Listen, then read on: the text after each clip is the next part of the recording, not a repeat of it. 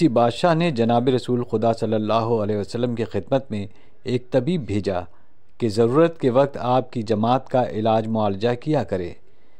कहते हैं ये तबीब मुद्दतों मदीने में हाजिर रहा, मगर किसी शख्स ने उसकी तरफ इलाज व दवा के लिए रुजू न किया।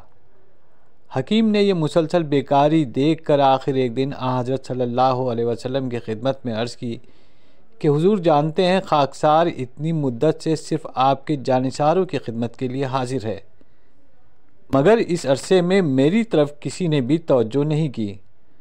हुजूर सल्लल्लाहु अलैहि वसल्लम ने फरमाया, इन लोगों का कायदा ये है कि जब तक भूख गालिब ना हो खाने को हाथ नहीं लगाते, और अभी पेट नहीं भरता कि हाथ उठा लेते हैं।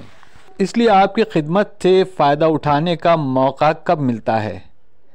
हकीम ने कहा, बेशक तंदुरुस्ती का यही राज है। जब तक यहाँ के लोग इस उसूल पर कारबंद हैं, मेरी हाज़िरी बेकार है। इसके बाद हकीम ने आदाब बजा लाकर वतन की राह ली।